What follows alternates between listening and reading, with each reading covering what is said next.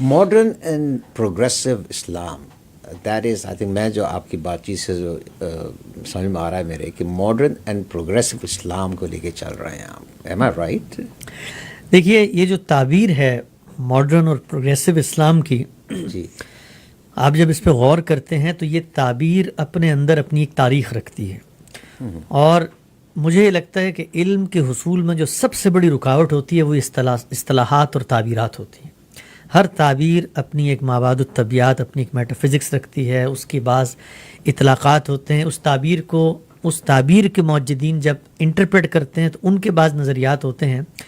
میں اپنی فکر کا تعارف آپ کو کرا دیتا ہوں، اس کے بعد آپ اگر اس کو کسی موجودہ تعبیر سے ہم آہنگ سمجھتے ہیں تو یہ آپ کی بصیرت اور اجتہاد ہے۔ ہم لوگ جو کام کر رہے ہیں، ہمارے سامنے جو ہدف ہے، جو مشن ہے، جو ہمارا آدرش و نصب العین ہے، وہ یہ ہے کہ مذہب کو اس کی خالص صورت میں دریافت کیا جائے۔ یعنی مذہب کیا ہے؟ مذہب اصل میں خدا کی منشا ہے، خدا کی خواہش ہے، جس کی یافت ہم نے کرنی، جس کو ہم نے دریافت کرنا ہے۔ اس دریافت کرنے کا جو عمل ہے، اس عمل کو پیور ہونا چاہیے۔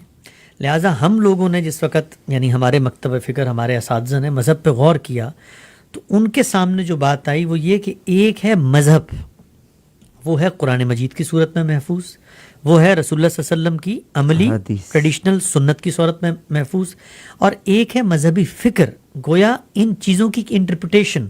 تو یہ دونوں دو الگ الگ چیزیں ہیں۔ تو ہم نے اس مذہبی فکر کو کریٹیکلی انالائز کرنے کے کام کا آغاز کیا، اور جس وقت آپ کریٹیکل انالیسس کرتے ہیں کسی چیز کا، کسی چیز کو ریویو کرنے کا کام کرتے ہیں، تو پھر سب سے پہلے ضروری ہے کہ آپ اکوپڈ ہوں اس چیز سے کہ آپ مذہب کی اصل بات کو سمجھ سکیں۔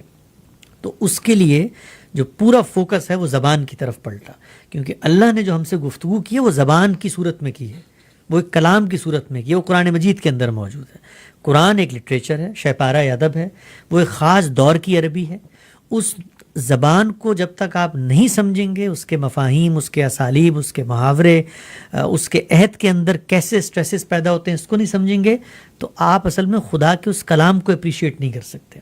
جب ہم یہ کہتے ہیں کہ خدا کے کلام کو اپریشیٹ نہیں کر سکتے، کوئی دینی کلیم نہیں ہے، یہ ایک سائنٹیفک کلیم ہے۔ یعنی دنیا کے اندر ہر کلام کو جس کو آپ نے سمجھنا ہے، آپ اس کلام کو اس عہد میں رکھ کے، اس کی زبان، اس کے محاورے کے اندر سمجھیں گے۔ تو جو کام ہمارے اساتذہ یا ہمارے مکتب فکر کے علماء نے کیا وہ یہ کہ اس کلام کو حقیقی طور پہ سمجھنے کی ایک مومنٹ کا آغاز۔ تو اس کے لیے کلاسیکل جو لٹریچر تھا، جو جاہلی ادب تھا، جو اینشینٹ لینگویج تھی، اس میں ایک مہارت اور ملکہ پیدا کیا گیا۔ اور پھر یہ بات کہ خود یہ کلام اپنا تعارف کیسے کراتا ہے، وہ کلام اپنے بارے میں کیا یہ کہتا ہے کہ وہ پہلی دفعہ دنیا میں مذہب کا نام لے کر آیا؟ نہیں، وہ کلام تو یہ کہتا ہے کہ بھائی یہ مذہب کی پہلی کتاب نہیں ہے، قرآن مجید آخری کتاب ہے۔ گویا خدا کی جو منشا ہے وہ اس سے پہلے آ چکی ہے باقی انبیاء کی صورت میں۔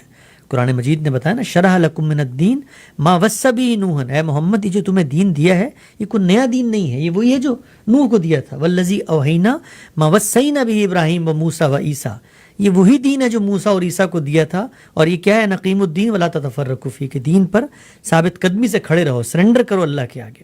تو گویا اس کتاب نے ہمیں بتایا کہ یہ دین کی پہلی کتاب نہیں ہے۔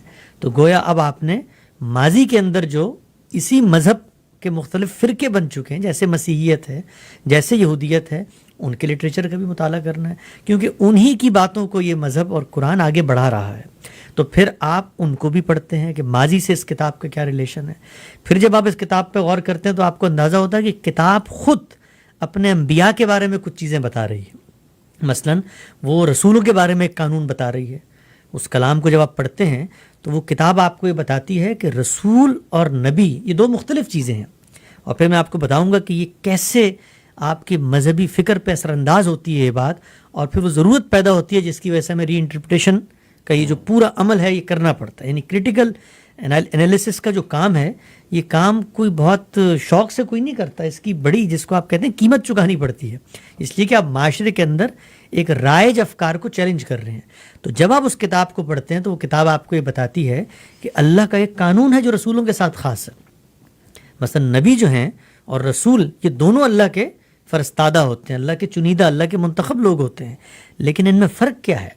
ان میں پہلا یعنی 3 چیزیں کامن ہیں. پہلی یہ کہ نبی کو بھی اللہ بھیجتا ہے, رسول کو بھی اللہ بھیجتا ہے. گویا زمین پر خدا کا تعارف, خدا کے کلام کا تعارف, خدا کا تعارف تو فطرت میں ہو جاتا ہے, خدا سے رشتے کا تعلق وہ خدا کے منتخب بندوں سے بنتا ہے.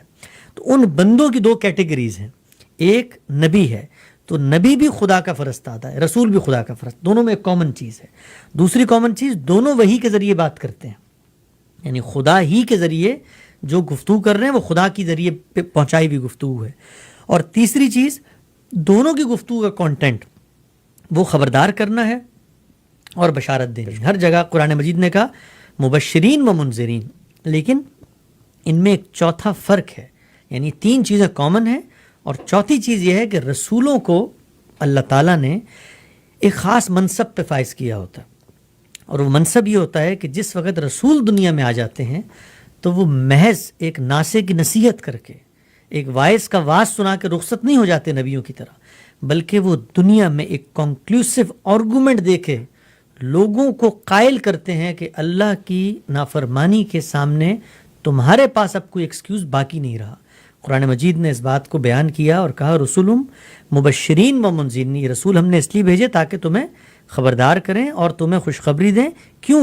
لِأَلَّا يَكُونَ لِلنَّاسِ عَلَى اللَّهِ حُجَّةً بَعْدَ الرُّسُلِ, اس لیے کہ اللہ تعالیٰ لوگوں پر رسول کو بھیجنے کے بعد یہ حجت پوری کر دیں کہ اب تمہارے پاس کوئی ایکسکیوز باقی نہیں رہا کہ بھئی تمہارے پاس تو صحیح بات پہنچی نہیں تھی. تو پھر اللہ میاں اس کا ایک نتیجہ نکالتے ہیں. وہ نتیجہ کیا ہے؟ اللہ تعالیٰ کہتے ہیں جب میرے رسول آتے ہیں تو وَلِكُلِّ أُمَّةٍ رَسُولٌ, ہر قوم کے لیے ایک رسول ہے. فَإِذَا جَاءَ رُسُولُهُمْ, جب رسول آ جاتے ہیں, قُضِيَ بَيْنَهُمْ بِالْقِسْطِ, تو ہم ان کے درمیان فیصلہ کر دیتے ہیں. گویا جب رسول دنیا میں آتے ہیں تو خدا کی حکومت قائم ہو جاتی ہے, خدا دنیا میں آ جاتا ہے, عملی طور پہ آ جاتا ہے, اور وہ یہ کہتا ہے کہ پھر ہم فیصلہ کروا دیتے ہیں. اس فیصلے کا نتیجہ کیا نکلتا ہے؟ اس فیصلے کا نتیجہ یہ نکلتا ہے کہ کتب اللہ لاغلبن انا ورسولی, اللہ کہتا ہے میں اپنے آپ کو اور اپنے رسولوں کو غالب کر دیتا ہوں, ان کو اقتدار دے دیتا ہوں, اور وہ کامیاب ہو جاتے ہیں. اور پھر اللہ تعالیٰ نے بتایا کہ اے محمد تمہاری قوم کے ساتھ یہ معاملہ ہوگا, تم سے پچھلے رسولوں کے ساتھ بھی یہی ہوا تھا. اکفارکم خیر من اولئکم, یہ تمہارے جو آڈینس ہیں یہ کیا پچھلے والوں سے بہتر ہیں, یا ان کے ام لکم براتم فی الزبر, یا ان کے لیے کوئی امیونٹی رکھ دی گئی ہے, استثناء رکھ دیا گیا ہے, نہیں ان کے ساتھ بھی یہی ہوگا. تو اب یہ قرآن مجید ایک قانون بیان کرتا ہے. جب آپ اس قانون کو نہیں سمجھتے تو وہ بہت ساری چیزیں جو رسولوں کو سے متعلق ہیں, جو رسولوں کو حکم دی گئی ہیں, وہ آپ اپنے آپ سے متعلق سمجھ لیتے ہیں. مثال کے طور پہ رسولوں کو ایک موقع پر یہ کہا گیا ہے کہ اب آپ نے ان یہود اور ان جو نصارہ ہیں ان سے کوئی تعلق نہیں رکھنا, اور یہ آپ کے دوست نہیں ہو سکتے کبھی, یہ آپ کے دشمن ہیں. تو اب یہ بات ایک خاص کانٹیکسٹ, ایک خاص حالات, ایک خاص مخاطب کے ساتھ ایک خاص قانون کے ذیل میں کہی گئی ہے. لوگوں نے اس کو ایک جنرلائز اسٹیٹمنٹ سمجھ لی, اور نتیجہ کیا نکلا کہ ہماری جو مسلم تہذیبی روایت ہے اس کے اندر غیر مسلموں کے ساتھ ایک مخاصمت کا, ایک جس کو آپ کہتے ہیں شدت کا, ایک دشمنی کا ایک رویہ پیدا ہو گیا. تو یہ ایک میں نے مثال دی ہے آپ کو. یہی جب آپ غور کرتے ہیں تو اس کے نتیجے میں آپ کی ایک فکر بنتی ہے. تو اس فکر کے بارے میں ہمارا یہ کہنا یہ ہے کہ ہم اصل دین کی تلاش میں, ہم تلاش حق کی جستجو کے مسافر ہیں. ماڈرن اور انلائٹنڈ اسلامک تھاٹ یا ٹریڈیشنل یا آرتھوڈاکس اسلامی تھاٹ, ہمیں اس سے کچھ لینا دینا نہیں ہے. ہم اگر خدا کے دین کو سمجھنا چاہتے ہیں تو خالص علمی بنیادوں پر سائنٹیفک انداز میں اس کو دریافت کریں گے. تو ہم نے خدا کے دین کو ان اصولوں پہ دریافت کیا ہے. اب کسی شخص کو ہماری بات ماڈرن لگتی ہے تو ہم اس کو بتائیں گے کہ ہماری بات سب سے پرانی ہے, اس لیے کہ جو بات ہم کر رہے ہیں وہ تو خدا کے کلام میں لکھی ہوئی ہے. کسی کو ہماری بات ٹریڈیشنل لگتی ہے تو ہم اس کو کہیں گے کہ بھئی ہم وہ بات کر رہے ہیں جو خدا کے کلام نے بتائی ہے. اگر اس کو ٹریڈیشن سپورٹ کرتا ہے تو بڑی اچھی بات ہے, اگر ٹریڈیشن نگیٹ کرتا ہے کوئی بات نہیں. اس لیے کہ ہم اور ہماری بنائے استدلال وہ عرف نہیں ہے, وہ معاشرہ نہیں ہے, وہ تقاضے نہیں ہیں, وہ فلسفہ نہیں ہے, وہ خدا کی وحی اور خدا کا کلام ہے.